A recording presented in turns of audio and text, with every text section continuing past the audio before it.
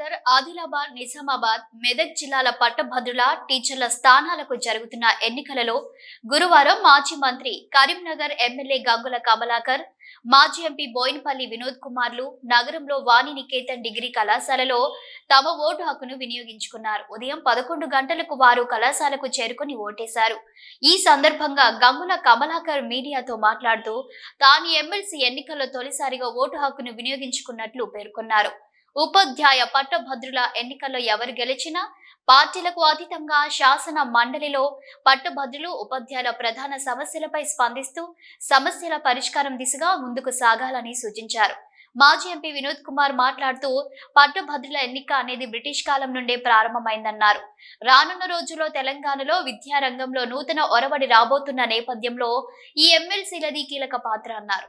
ఈరోజు పట్టభద్రులకు సంబంధించిన ఎమ్మెల్సీ ఎన్నికలలో నా ఓటు మాత్రం ప్రథమంగా ఈసారి వేసుకుంటున్నాను. నేను గతంలో ఓటు రిజిస్టర్ చేసుకోలేదు, ఈసారి ఓటు రిజిస్టర్ చేసుకున్నాను.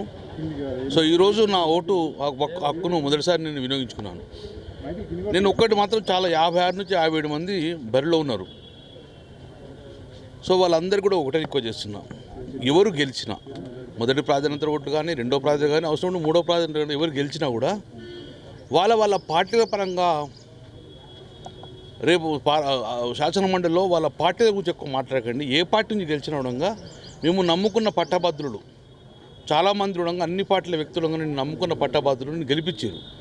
కాబట్టి ఆ పట్టభద్రుల యొక్క డిమాండ్స్ మీద మీరు మాట్లాడి ప్రభుత్వానికి పట్టభద్రుల మధ్యతో ఒక వారధిగా ఉండి వాళ్ళ యొక్క కోరికలు ఎంతో నమ్మకంతో మీకు ఓటేసిండ్రు, వాళ్ళ కోరికలను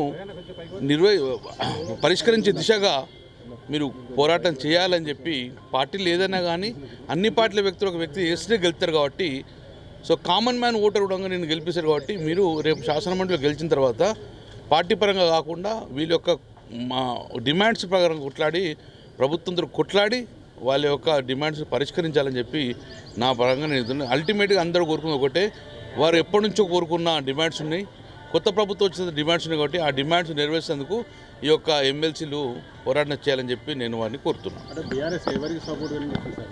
క్లియర్గా మా పార్టీ ఇప్పుడైతే ఎవరికి మద్దతు ఇస్తలేదు, న్యూట్రల్గా ఉన్నాం మేము. కాబట్టి వేచి చూస్తాం. మేమైతే న్యూట్రల్గా ఉన్నాం. మా పార్టీ ఎవరికి మద్దతు ఇస్తలేదు. మధ్య శాసన మండలి ఎన్నికల్లో గ్రాడ్యుయేట్స్ కాన్స్టిట్యున్సీస్లో ఈరోజు కరీంనగరు, ఆదిలాబాద్, నిజామాబాద్, మెదక్ పూర్వపు ఈ జిల్లాల పరిధిలో ఉన్నటువంటి ఈ కాన్స్టిట్యున్సీ నుండి పట్టభద్రుల ఎమ్మెల్సీ ఎన్నికల్లో మేము పార్టిసిపేట్ చేసాం, ఓటు వేసాం. ఈ పట్టభద్రుల నియోజకవర్గం అనేది బ్రిటిషు పరిపాలనలో ప్రారంభమైంది. ఇది మరి వివిధ కారణాల వల్ల అది ఇంకా కొనసాగుతున్నది. అయితే ఇంతకుముందు మిత్రులు గంగుల కమలాకర్ గారు చెప్పినట్టు పట్టభద్రుల సమస్యలకు పరిమితమై కాకుండా విద్యా విధానం పైన, పట్టభద్రులు నైపుణ్యత పైన ఈ ఎమ్మెల్సీలు గెలవలసిన అవసరం ఉంది. కాబట్టి మా పార్టీ అభ్యర్థి లేరు కాబట్టి ఉన్న వాళ్ళల్లో నేను మరి నాకు తోచిన విధంగా ఈ విద్యా విధానం పైన, తర్వాత పట్టభద్రుల సమస్యలపైన అవగాహన ఉన్నటువంటి అభ్యర్థులకి ప్రాధాన్యత ఓట్లు వేసి రావడం జరిగింది. ఏదేమైనప్పటికీ కూడా రానున్న రోజుల లోపల తెలంగాణ రాష్ట్రం లోపల ఒక నూతన ఒరవడి లోపల విద్యా విధానాన్ని కొనసాగించవలసిన అవసరం ఉన్నది. దానికి ఈ గెలిచేటువంటి ఎమ్మెల్సీ అభ్యర్థి ఇప్పుడు పోటీలో ఉన్న వాళ్ళు రేపు గెలిచిన తర్వాత పనిచేయాలని చెప్పి నేను ఆకాంక్షిస్తున్నాను. సార్, రీఆర్గనైజేషన్ పేరు మీద ఎమ్మెల్సీ ఎలక్షన్ పక్కన పెడితే రీఆర్గనైజేషన్ పేరు మీద కేంద్ర హోంశాఖ మంత్రి ఒక స్టేట్మెంట్ ఇస్తున్నాడు, తమిళనాడు సీఎం ఒక స్టేట్మెంట్ ఇస్తున్నాడు. 8 లోక్సభ స్థానాలు కోల్పోవాల్సి వస్తుంది, దక్షిణాది రాష్ట్రాలకి తీరని నష్టమవుతుంది అని చెప్పేసి ఒక వాదన. ఇది చాలా మంచి ప్రశ్న. ఇది ఈ డీలిమిటేషన్ పైన దక్షిణ భారతదేశంలో ఉన్నటువంటి రాష్ట్రాలు సీట్లు కోల్పోతాయి అనేటువంటి ప్రస్తావన తమిళనాడు చీఫ్ మినిస్టర్ గారు స్టాలిన్ గారు ప్రస్తావిస్తున్నారు.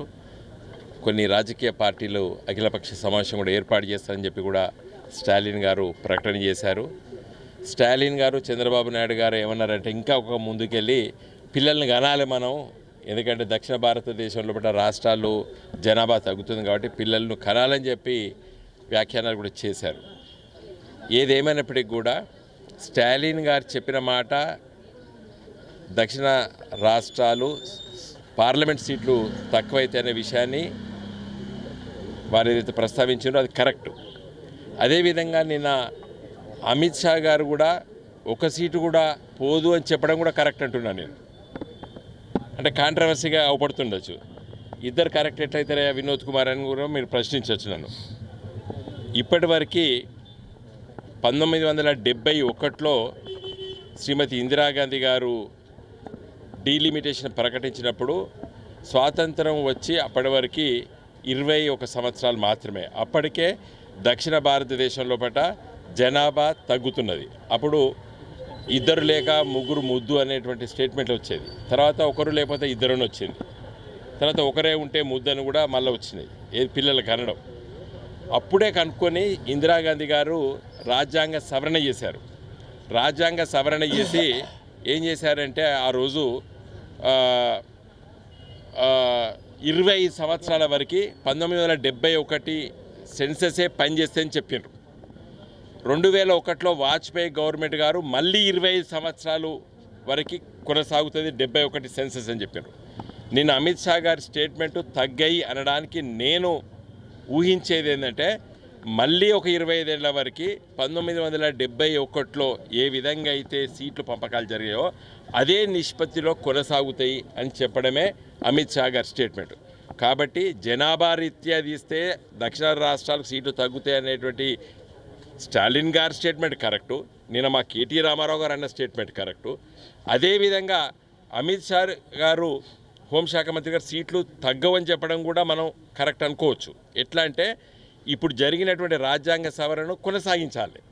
మళ్ళీ ఇప్పుడు పార్లమెంటు 2026 వరకే ఉన్నది. అది 2026లో మళ్ళీ రాజ్యాంగ సవరణ చేసి ఈ సీట్ల నిష్పత్తిని తగ్గించము.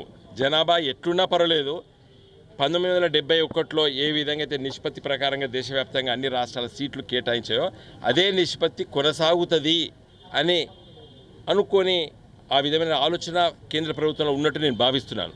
కాబట్టి అమిత్ షా గారు అలాంటి స్టేట్మెంటు ఇంకా సీట్లు తగ్గవంటే మనము దాన్ని తప్పుపట్టాల్సిన అవసరం లేదు. బహుశా కేంద్ర ప్రభుత్వము అలాంటి చట్టాన్ని 2026లో తీసుకురాబోతుంది అన్నట్టు నేను భావిస్తున్నాను. కాబట్టి సీట్లు పార్లమెంట్ సీట్లు పెరిగినప్పటికీ కూడా అదే నిష్పత్తిలో పెరుగుతాయి. అంటే ఫర్ ఎగ్జాంపుల్ మన ఉమ్మడి ఆంధ్రప్రదేశ్లో 42 పార్లమెంట్ సీట్లు ఉండే, ఉమ్మడి ఉత్తరప్రదేశ్లో 85 సీట్లు ఉండే. అదే నిష్పత్తితో దేశవ్యాప్తంగా సీట్లు పెరిగినా అదే నిష్పత్తిలో అన్ని రాష్ట్రాలకు పెరుగుతాయి. జనాభాతో సంబంధం లేకుండా 1971 సెన్సెస్ని ఒక బేస్ ఇయర్గా తీసుకోబోతారు కావచ్చు. కాబట్టి అమిత్ షా గారి స్టేట్మెంట్ను ఆ విధంగా అర్థం చేసుకోవాలి మనం. ఇంకా అమిత్ షా గారి ఒక మాట అని రేపు ఇంకొక మాట చేస్తే తప్పనిసరిగా దక్షిణ రాష్ట్రాలు ఊరుకోవు. ఈ దేశ విచ్ఛిన్నానికే నాంది పలుకుతుంది బీజేపీ పార్టీ అలాంటి ప్రయత్నం చేస్తే. ఏది దక్షిణ రాష్ట్రాల జనాభా సంఖ్యతోని పార్లమెంట్ సీట్లు కేటాయిస్తామంటే దక్షిణ భారతదేశం రాష్ట్రాలు ఏవి ఉండవు.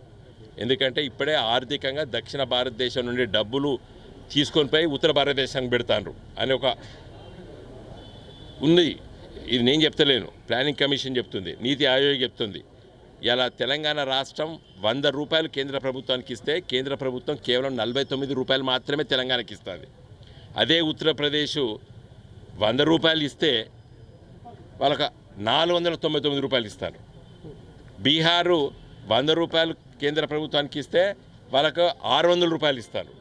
అదే తెలంగాణ రాష్ట్రం 100 రూపాయలు ఇస్తే మళ్ళీ తెలంగాణ కేంద్ర ప్రభుత్వం 49 రూపాయలు మాత్రమే తెలంగాణ